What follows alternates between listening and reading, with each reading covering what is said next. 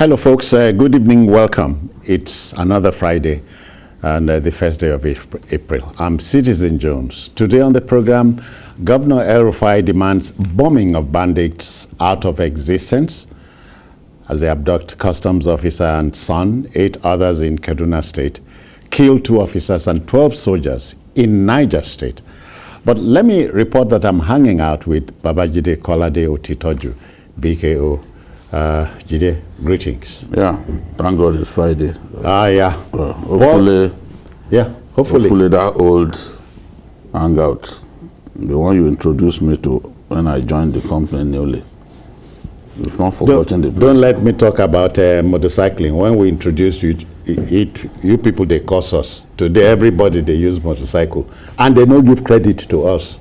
Okay, all the way from Akwa Ibom. That's by the way Paul Dada is also here. Paul, I greet you. Good evening. It's always a pleasure to be here. All Thank God we are still breathing. Yeah. Okay, the team is ready. I hope you are. Now, the late American scientist and philosopher Benjamin Franklin said, let me quote him, "Justice will not be served until those who are unaffected are as outraged as those who are." End of quote. When in 2017, the Economic and Financial Crimes Commission, EFCC, acting on a tip-off, stormed the home of retired Group Managing Director, GMD, of the NNPC, Andrew Yakubu, over $9.7 million and 74,000 pounds in cash were found, or as it was found now. There was a countrywide outrage over it. Of course, the EFCC went to court. Andrew Yakubu hired an attorney to defend him. On Thursday, March 30th, a federal high court sitting in Abuja and presided over by Justice Ahmed Ramad Mohammed discharged and acquitted the accused and ordered that all foreign currencies seized from him must be returned. Jide, the EFCC has lost again. Yes. I've read all kinds of accounts, all kinds of posts on social media on this matter. But our people put too much accent on emotion over matter. They could have listened to the judge, because the judge was coaching the EFCC. And that was not the first time. Yes, what they should have done that they didn't do. And just as this, the CGS once said, he said, prosecuting a case is like building a house. If the foundation is bad, you are not going to win.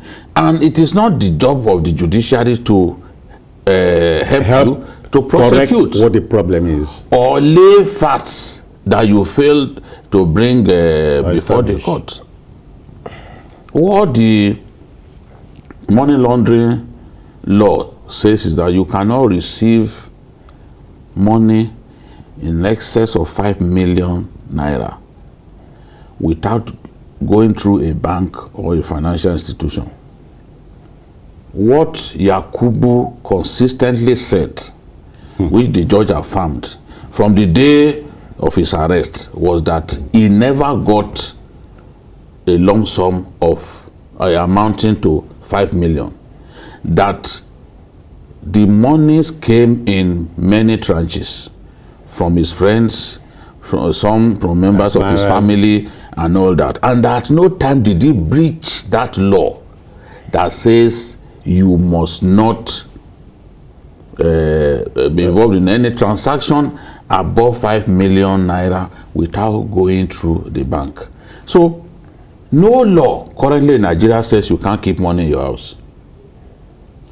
That one. Yeah, even if it's in foreign currency. Whatever, you can't. The law does not say you. Many people keep money in their houses. Many people in Kano and other places. There are even some who believe that keeping money in the bank is against their religion.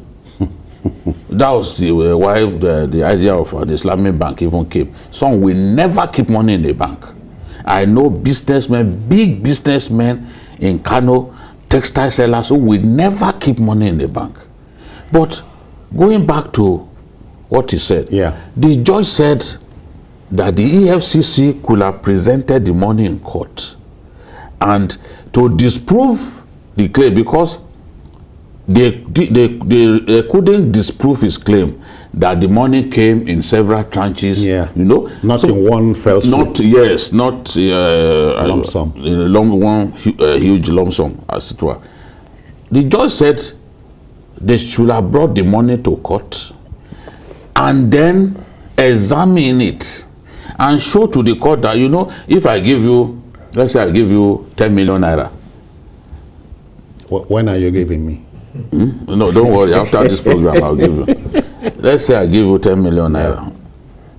At least the monies will have serial number and all that. Okay. Yeah. One way by which they could have proved to the court that Yakubu lied was to show that, look, this is more than 5 million naira, and let's look at the serial number. You look at the serial number, you see that all the money indeed exceeds 5 million, using the serial number to determine whether indeed they came in several tranches. You know, they could have proved that it was wrong. Yeah. But it never occurred to them to do that. They didn't bring the money to court for it to be examined and for that evidence to be laid before the court. As an exhibit? Yes. You know, if you can show that, okay, all of the dollar element of that money, if they were given to him at once, yeah, the serial number could have been used to verify that. So at the end of the day, his argument that the money came in several tranches could have been disproved if the EFCC knew what to do. But it's not the job of the court to tell them, obviously, that this is something they could have considered. They didn't bring the money to court. They didn't bring the money to court. They should have brought it to court. That was one. So the law is what it is. And just as it happened when a judge acquitted Lawal, the late Lawal, former Minister of Works, the judge spent so much time abusing the EFCC, telling them how incompetent they are at prosecuting cases. So this usually enables people who are brought to court to get away. Paul, you know, and in court, in law, if any issue causes a lot of friction and debate, the case is determined in favor of the accused. So you are not surprised? No, I'm not surprised. See, like the court does not deal with emotion. The court does not deal with public opinion. It's not moved by. The court is the court. The court is the court. That is why you have that the symbol of justice, wisdom and blind. Okay, you see. Okay. Yes, you see the blind. Justicia, that's the name of the woman. Exactly, that blind woman. That meaning the court should be blind to emotions. The court is also not an investigating agency. Okay, the court will not go and look for facts on behalf of the prosecution. The court will deal with the facts that are presented before the judge. Exactly. Now, whenever a no case submission succeeds, it simply means the prosecution has not done something right. Yes. It simply means the prosecution has failed in its duty to even prove that the offenses, the alleged offenses, can be linked to the man who is being accused. No, I see that people, this keeps happening. I've seen no case submissions succeeding many times. And sometimes, you know, the way we are in this country is that when someone is accused of doing something, we all assume. Most people just... Well, a former Delta State governor escaped all the traps you set for him. But overseas, he got nailed. Well, it also depends on what the prosecution. No, the plan was not to jail him here. I've been issued. There was no plan to jail him. So it all boils down to the prosecution. And look, the court is being fair. Well, if you accuse me of doing something, it is incumbent upon you to prove that I have done it. Yes. Beyond a doubt. Beyond reasonable. In fact, we have not even got to beyond reasonable doubt stage now. It is whether you have been able to establish a prima facie case for me to even defend my. No case submission means I don't even need to come and open my defense because you have said nothing. That's what this no case submission means. You have proved nothing. You have proved nothing. You have proved. I don't even need to answer you because what you are saying doesn't make sense. That is what no case submission means. And the court in this case agreed with the man. Because the EFCC failed to do certain things. How can you claim that somebody that there was a case of money laundering or something, and then you did not bring the said amount to the you cannot even look at that. Yeah, you can't. 9 million is in excess of 5 million. Going by your exchange rate. Yes, 9 million is way in excess of 5 million, but that's $9 million. But if they had brought it to these court, are gifts. they could have checked. Yes, yeah. For somebody who was here, GMD of NNPC, this is even small. These are people who can turn individuals to billionaires. Are you telling me? So people will get gifts, but the thing is, you have to prove that. Look, the person contravened the law. 9 million. If you check, 9 million is in excess of 5 million. But if it was brought to court and it was examined, and they found that through the serial numbers that those monies came at once. Yeah. There's no way Yakubu could have escaped. Yeah. Okay. The man even said that those monies were received as gift after he left office. And you couldn't even then the judge said when he claimed that the monies came from friends, you know, there were gifts from friends, they didn't investigate that claim. They could have said, okay, who are the friends? Give us the list of those friends. Let's go after them. So if I ask you now, citizen, did you indeed give Jide so amount of money? If you deny it, I'm in trouble. You get the point? Yeah. So how can somebody make a claim? You made no effort to interrogate that claim, and you want to win. All right, we're done on the matter, but the debate will go on whether the EFCC really goes out to lose a case against an alleged offender deliberately. Okay then, let's go to our next story. For hotelier Ramon Adedoyin and 6 of his employees, these are times that try men's souls. Timothy Adegoke, a postgraduate student of the Obafemi Awolowo University, OAU, Ile-Ife, who lodged at Hilton Hotel and Resort owned by Adedoyin, was killed. The Ondo State High Court at Osogbo, headed by Justice Oyebola Ojo, has ruled that Adedoyin and 6 of his employees have a case to answer. And so Justice Ojo said a prima facie case against the defendants had been established, if you know what we just said. Surely our world is full of obvious things which nobody by any chance ever observes. You wonder if it is true, Paul, that a society gets the criminal it deserves. Well, that's true. But the society also has to wake up and cleanse the organ stable and deal with the criminals that are being bred. Now, interestingly, this is also another case of a ruling on a no case submission. Now, you see the difference between what we discussed and this one. In this case, the prosecution was able to prove that there was we have a case against this man. That the accused had questions to answer. One, it was his hotel. The man lodged in the hotel. There is a strong allegation of the body being tampered with, being buried. All of those ingredients are present. So this man has no choice other than to defend himself. Yes. His responsibility is for him to. If you claim that you are innocent, come and tell us how innocent you are. The judge said something. He said, this is not to say that the man is guilty. Of course, that's what a judge will say, because the case has not. Of course, they need to hear from him. The court needs to hear from him.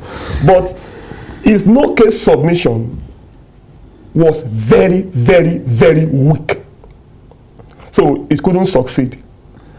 So let him go, like they just let him go and have his. And the guy who was killed spoke with the wife. Exactly. Minutes before then, and another attempt to speak with the wife failed, or the yes, that also happened. Yeah. Those are reasons why he needs to come and explain to the court. He himself needs to explain to the court if he played any role in the disappearance and the apparent murder of the man. So that's it.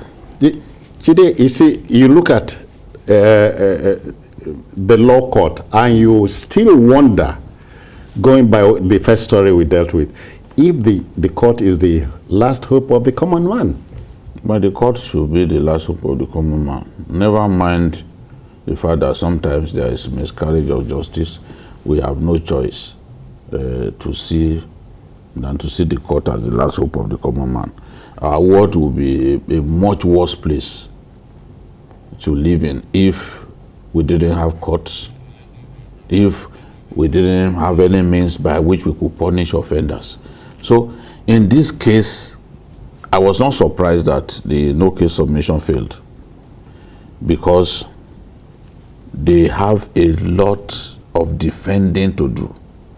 Receipts, the hotel receipts were altered according to the prosecution with the intention of obliterating evidence.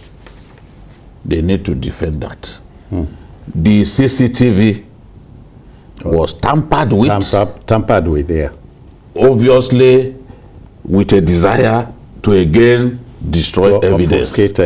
They need to defend that. The body was mutilated, was tampered with, and in the charge, they were accused of illegally tampering with the body of the deceased. What was their job? What were they doing tampering with someone? Are they morticians?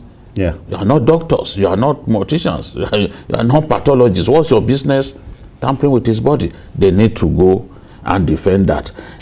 Then it was said that there was even an illegal oath taking. The prosecution has talked about that illegal oath taking at the hotel. Yes. What was that meant to achieve? You've got to defend that. Then, why, if someone dies in your hotel, it happens. People die of heart attack. Maybe after sex with a girlfriend, some people will die of heart attack. It happens especially when some old men go and pick girls much younger, much more energetic. Hopefully they will learn. Look for your age range. They won't look for that. They will go and get an 18-year-old, and they can't match the energy of the 18-year-old. So when they now die in the hotel, newspapers, tabloids that I once worked for one, they will now carry a banner headline. Person dies after sex romp. Who told you it was a sex romp? Maybe the guy had not even finished robbing the body before he gave up. Paul, I hope you are learning. Heart attack can happen anytime. Heart attack can happen anytime, citizen.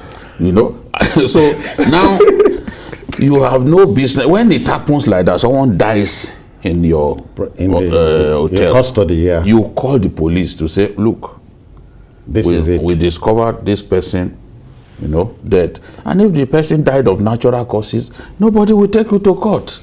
All right, so you have no business going to dispose the body of the person and all that. They don't go contact the family. Yes. All right. Everything happens for a purpose. So we are seeing two sides of the law. In the EFCC case, they couldn't prove a point. In this one, the prosecution nailed it. And so the debate will continue. Now to our next story. Who feels it sure knows where it hurts. To say Kaduna Governor Nasir El-Rufai is the most flustered governor in our country at the moment is understating the obvious. Kaduna State is bearing the brunt of banditry and terror attacks at the moment. Governor El-Rufai admitted that the Nigerian authorities know the camps of the bandits, their identities, and even eavesdropped on their conversations. And so a visibly angry Governor El-Rufai wondered why the security folks, who have all available security reports about the terror gangs, would not go after them. As far as he's concerned, bombing them out of existence is a tough decision to take. The die is cast. And also we must talk about the abduction of the customs officer and the killing of security and med soldiers and so on. Yes. Jide, these are still terrible times. They are. There's no let up. Every day people get killed in our country. Bandits have seized some parts of our country from us, because right now in some parts of the northwest, bandits are behaving more like Boko Haram used to do, whereby they grab a territory, turn it to their camp, and they'll be operating from there. You know, hoist a flag. No, bandits won't hoist a flag. It's the Boko Haram men. The terrorists, yeah. Yes, the Boko Haram men who do that. Okay. The bandits, their desires are clear. That's why what happened, the storming of the train is not a terrorist act. It's meant to make money, period. And they took people away in buses. It's just so consistent. It's an organized crime. Organized crime. There is money that they're after. I once told you a friend of mine, a Fulani who was kidnapped in Kaduna State. He said the bandit looked at him and said, "I can smell money." Ew. It's just money. It's just money and more money that they're after. So before that operation, they already lined up buses that they will use, these Sharon buses, in ferrying those people to their camp somewhere in Niger State. And that's what they've done. So I can understand the governor's frustration. If along a 30-kilometer radius, people keep getting kidnapped, keep getting killed, and we can't do anything, a very small area. It's not every part of the Kaduna-Abuja highway that is unsafe. It's just where you have forest on both sides. Yeah, a particular stretch. And that's where you have that Rijana. Okay. Jere. Okay. And Akilbu. Those are the areas where you have forest on both sides, and that's where they operate. And the train goes through... It has to pass through that side. Yeah, it has to pass through that portion before he gets to his destination, either on his way back or when he's going. So when he's going, and the previous attacks on the train, the previous breaches of the rail tracks also happened in that area. So what is stopping us from descending like paratroopers on that area and the people dislodge them, deal decisively with them, patrol that area consistently? There's something called motorized patrol. Yeah. Just standing in one place is not the modern approach to patrolling. Motorized patrol is even better than the stationary checkpoints. Or the beat system. Just keep moving. Even when they can see security operatives active in an area, you will see that some of those attacks won't be happening again, because they too don't want to suffer casualties. These guys, most bandits, most terrorists, they are cowards. It is when they catch them that you know that they are indeed cowards. You know? So they too don't want to die. Okay. We'll continue with it, but then let's go on a break now. Some information has just come in. The moon has been sighted in Saudi Arabia. It suggests, therefore, that Ramadan will commence tomorrow. As we always say, Ramadan Kareem to all of you. We'll take the break. All right, before the break, we were talking about Kaduna and how flustered the governor is. And the man said that the security folks know a lot about the people's camps. They eavesdrop even on their conversations and so on. And the problem is, why aren't we going after them, Paul? That's a very big question. You know, when I was thinking about this thing, I was angry and sad at the same time.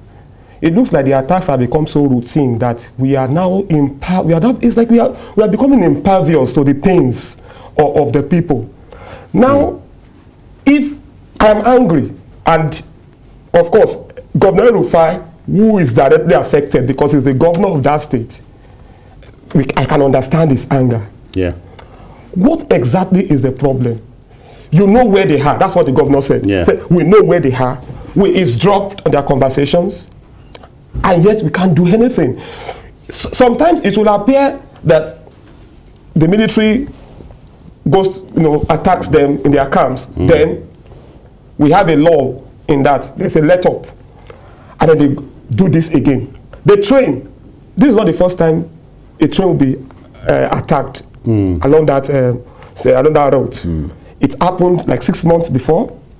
There was a time that the station at Rigasa was also attacked. It's been happening. And there are claims and counterclaims of intelligence, Exactly. This is about to happen and so on. It's very clear to me that they have this information. The one that even got me so angry, was when El-Rufai said, the governor said, I even advised NRC to suspend night train. Yeah. And then NRC said that was in November, December. So what has changed?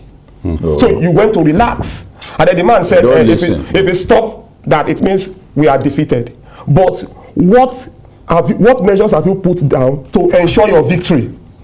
You have no measures. So this thing is very annoying. And then we are hearing of leak memos, blah blah blah, blah blah blah blah. That's what we are blaming. People are blaming. They are just trading blames and all of that. And for me, let me say this: for every man or woman whose life has been lost because of the inaction, inaction of the authorities, the blood of these people will be on them. That's the truth of the matter. Don't curse. No, I'm not cursing. This is a fact. You can't. Their conscience. Such things don't go like that. It will haunt them. Yes, let it haunt them. Yeah, Jiri, but the other angle to this story, that a particular customs officer and the son were kidnapped and so on, 2 soldiers and all that. These are dementing angles to these peculiar stories. Yeah, but again, that one is not new. We've seen bandits storm a custom outpost in the past in the northwest, and they took those custom officers away. So you see, the fact that they are well armed makes them extremely confident, and they just tell themselves that, look, what's going on? We can overrun these people. Haven't they killed 18 Nigerian soldiers in one day in Katsina? I've talked about that in Shimfida, GBA local government. So if this had been happening and we didn't find a way to stop them carrying out these attacks, it will only get worse. Even some of us who are journalists, we know where their hideouts are. Have I not gone to interview bandits before in Katsina? In fact, I was asking one of my highly placed security people that bandit in GBA local government, has he relocated from his camp? And they told me no, that he has not relocated. That sometimes he even comes out for Jumat prayers. And so we know where they are. You wonder if these things are deliberate. If it was me saying it, they would say Jide has come with his trouble again. He doesn't like the armed forces. Or all that silly talk that I hate my own friends. But here is the governor saying it. As the governor, he has access to security reports and all that. If we can eavesdrop on their conversations, that should lead us to go and take them out wherever they are. That's it. I really pity the people who have been moved into the bush, because they will cause them to walk and walk and walk. And some of them, their health cannot go through all that pain. In the process, they will die. And these guys have no conscience. If you die, that is the end. Yeah. Okay, we are joined now by one of our friends, Group Captain Siddiq Shehu.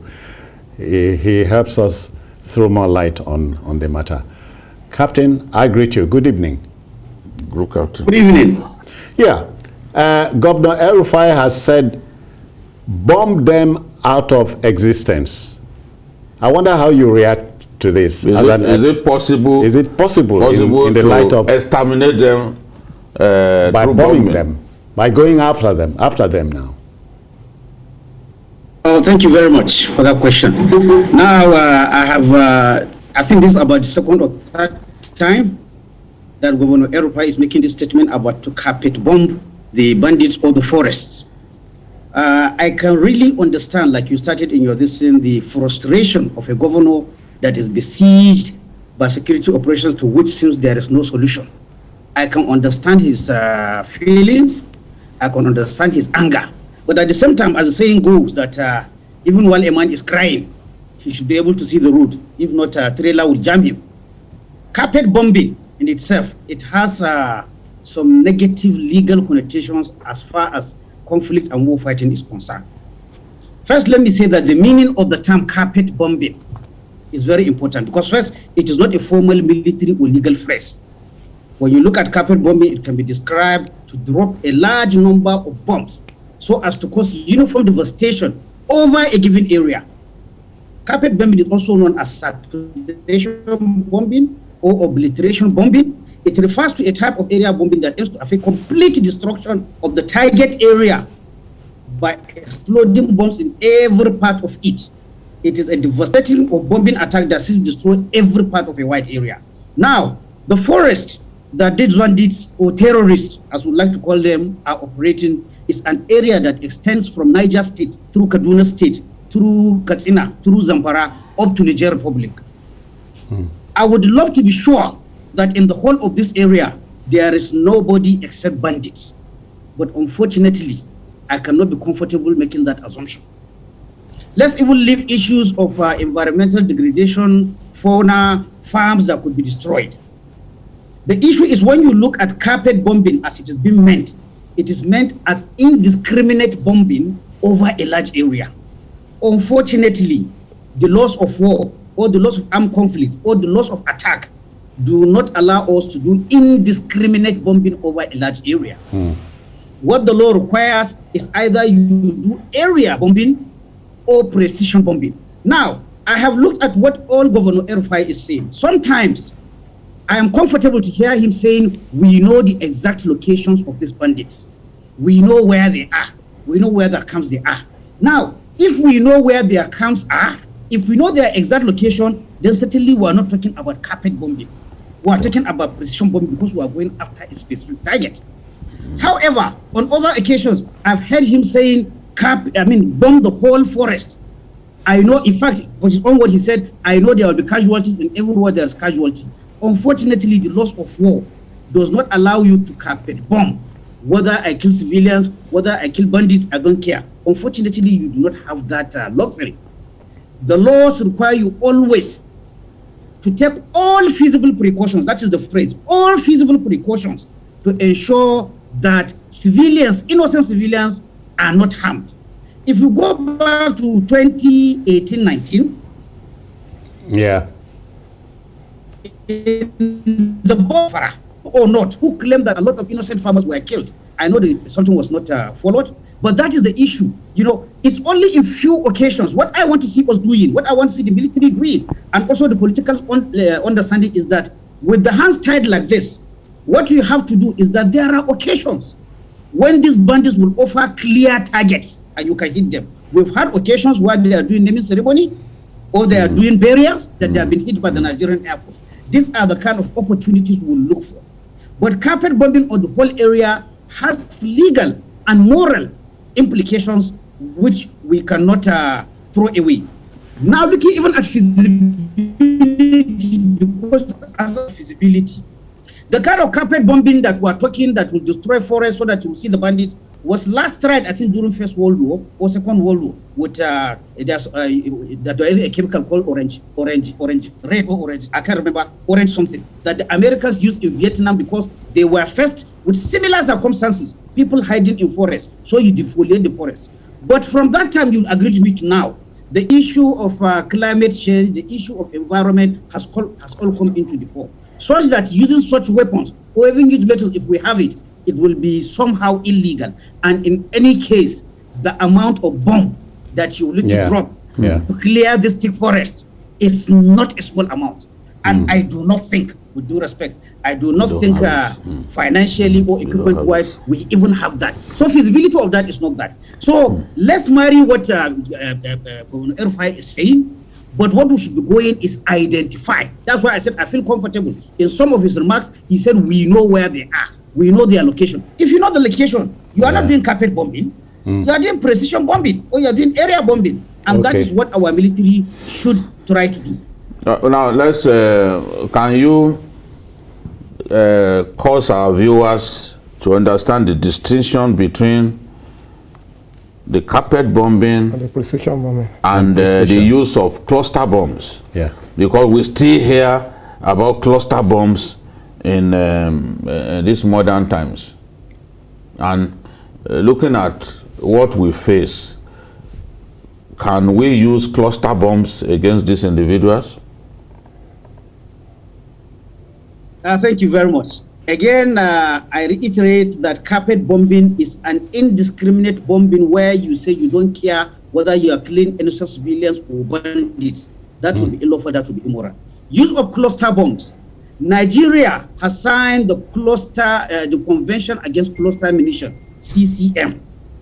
And if you recall, I'm sure you all follow Security, 2014, I think Defense Headquarters even warned that in the Northeast, for example, that Boko Harams are using remnants of the cluster bombs that were used. Anyway, I need to say that the Alpha Jets is one of the aircraft that I know it uses the cluster bombs which you got from UK.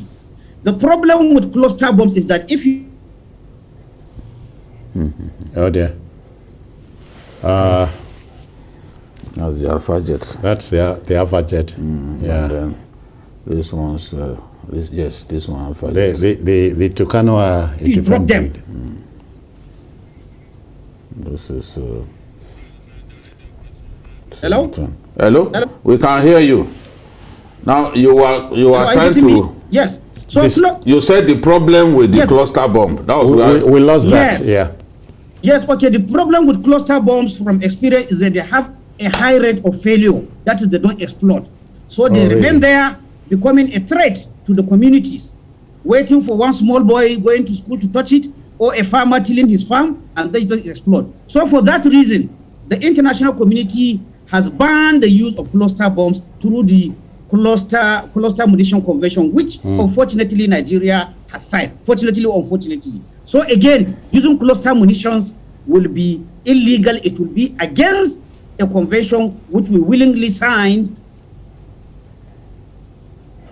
Yeah, sorry about that, Group Captain. But this is not to say that the Nigerian Air Force can help in a situation like this by dislodging the bandits, or what do you think? As a country, what I am saying, but it's a combined effort. Like when you hear Governor El-Rufai is saying DSS and other agencies. In fact, I heard him somewhere saying we even have maps of where these people are. So the issue is using intelligence so that when you are attacking a specific target, not just throwing the bomb, like that, which would cause civilian. And I'm telling you, despite the fact that people are against bandits, if you have a high rate of civilian collateral damage, again, the support for the anti-banditry operation from the general public will go down. That is the reality of it. So we must be conscious about collateral damage. And mind you, when I talk about collateral damage, permit me to say, it is not that international law, all of armed conflict said that collateral damage must be zero. But it's again a measure of proportionality. If you have 50 bandits and you hit them, unfortunately, 1 or 2 farmers are there. I say unfortunately because all life is useful. You kill 2 people, the law might overlook that. But whereby you went and killed 20 bandits and you killed 20 villagers, I don't think, again, that is proportionate. No. It's not that collateral. So all reasonable effort, like I said, all reasonable precautions must be taken before attack. Are you going to look at times where bandits are sleeping and hit them? Are you going to avoid market days? Are you going to avoid rainy season where farmers are in the market? And more importantly, right now after this train attack, gentlemen, we are talking about 100 people unaccounted for. If you and I have a wife, a brother, or a husband who is nowhere, we might speculate that he's in a bandit camp. Would you accept indiscriminate bombing just to obliterate the place? We will feel okay if we don't have any hostage here. So this is the issue. It is not easy, but again, that is what the military profession requires. That's why it's a difficult and a thankless job. Still, the military man, the man dropping the bomb, the intelligence must make sure they geolocate precisely so that we hit what we want to hit, which is not carpet bombing. Precision bombing. Captain, we understand the pains of the governor, as indeed Nigerians. When he says bomb them out of existence, he is suggesting that the Air Force can be useful at a time like this, or don't you think so? Definitely. Like I said, from the literature I've read, from reports I've read, there have been occasions, just recently, I think no more than 2 or 3 weeks or even 1 month ago, there were occasions where these bandits from intelligence, they were burying one person that they lost. Of course, it's only bandits that will be congregated in that burial party. They were hit and we got them. There was a time when some bandits were doing naming ceremony or marriage ceremony. The Air Force got the intelligence and they got them. So definitely there are situations that will present itself. But unfortunately, it's not an everyday occurrence. Where it's not an everyday occurrence, the possibility of hitting innocent civilians is always there. And the professional military man, despite the misgiving, despite the hardship that Governor El-Rufai is going, cannot say, I really don't care as long as I hit bandits. I don't care whether I hit civilians. Unfortunately, that will be unprofessional and even immoral. No, makes no sense. Captain, at a time like this, I'm assuming if you were in charge or were the commander of the theater operation, what would you tell the seat of government concerning this wahala? Well, again, go to the words of Governor El-Rufai. I hear him saying we have maps. We know where they are. And with due respect, not only from him, in my interaction with other security personnel, whether GSS, whether military personnel, I've heard this being said that for a long time we know where they are. If we know where they are, it's just a matter of timing, and then we hit the place. That will not be capable. You are hitting a specific target. So the Air Force has a role to play, but it's in the planning. It's getting the precise information and intelligence to make sure what you want to, you cannot afford just to hit wildly across all the board. I told you this is a forest that is extending from Niger State up to Niger Republic. Again, I heard Governor El-Rufai saying that there is no honest person that is in that forest. With due respect, again, I think we have a duty to guide our political leaders. I wish I could say that confidently, that in that forest there is no innocent civilian. But unfortunately, with what I know, it will be a very, very it will be impractical for me to say that in the whole of that forest area, it is only bandits that are there. If it is the only, but if Governor El-Rufai is so sure, then that makes our work easy. But again, I said I don't think that is the situation. Okay, good Captain. I understand your concerns about collateral damage. Yeah, but it has taken too long. We've had reign of terror for too long. But what would you say about a situation where we get to hear that there have been intelligence reports regarding some of these attacks before they happen, and then we only react and we just hear people trade blames? Now, would you say that there is is it a case of unwillingness, or is a case of lack of capacity to deal with this situation decisively? Unfortunately, that is one message that has been coming out that is very disturbing. I have had several people of a high caliber, political leaders, who said, we know that this attack was going to happen, we received this information was going to happen, but then why did we allow them to attack before we responded? With due respect, I'm happy to hear 1 day or 2 days after that a camp was located and it was hit. But I would have preferred it was before the attack. Now, this is one thing this is my own personal opinion. Because of our history of military rule, whereby the military has been the judiciary, the legislature, and the executive, I see a tendency of the political holders, a tendency for them to be reticent, to be hesitant about holding military and security agencies accountable.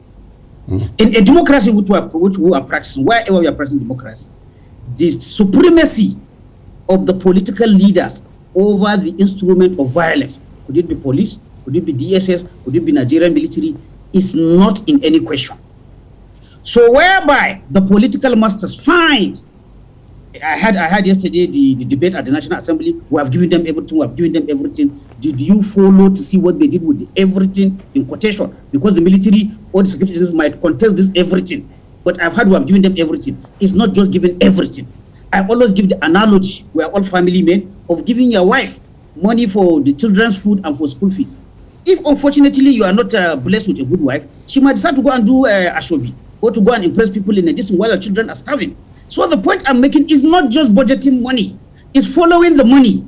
And where the people do not do as they are saying now, the political masters have every constitutional and democratic right to take sanctions against people if they are sure that is what's happening. But of course here, I'm putting under the proviso of their saying, we have, even yesterday I had a National Assembly speaker, member saying, we have given them all they wanted. Well, but it's not enough to give them all they wanted.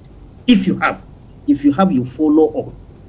You follow up. That is, in all honesty, that is my own opinion, that is where we are lacking. At the executive branch, at the legislative branch, the oversight of the security forces is very weak.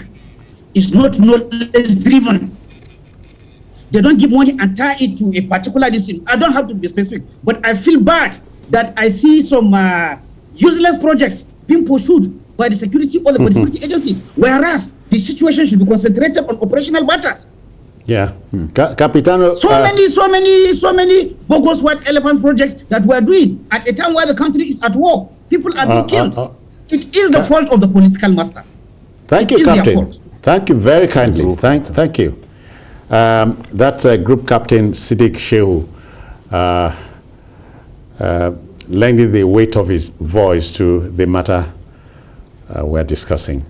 Kaduna State, as indeed, Kaduna State has become a metaphor for what's happening mainly in the north of Nigeria.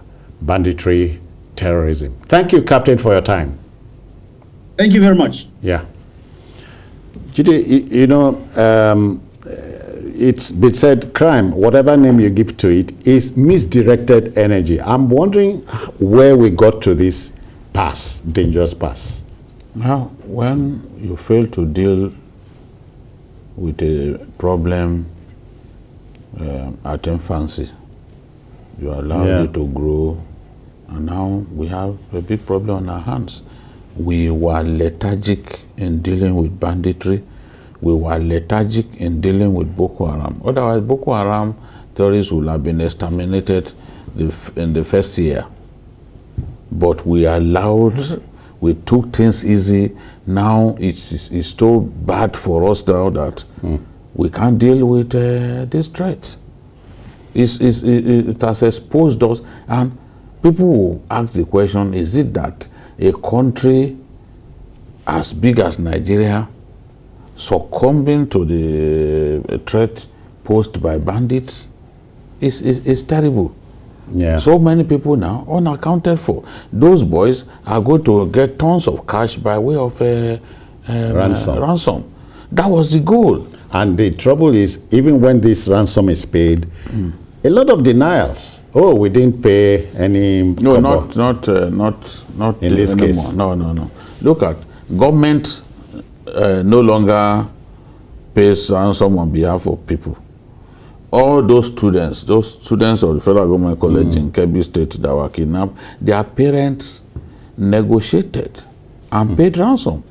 Those university students that were kidnapped in Kaduna, the government didn't pay ransom. The parents, government has simply passed the burden to the parents. The government will not pay the ransom. The government will not rescue the people from the bandits. So it's the parents now who will suffer. I know someone who sold his house just to get his son out of the den of this bandit. So is that bad?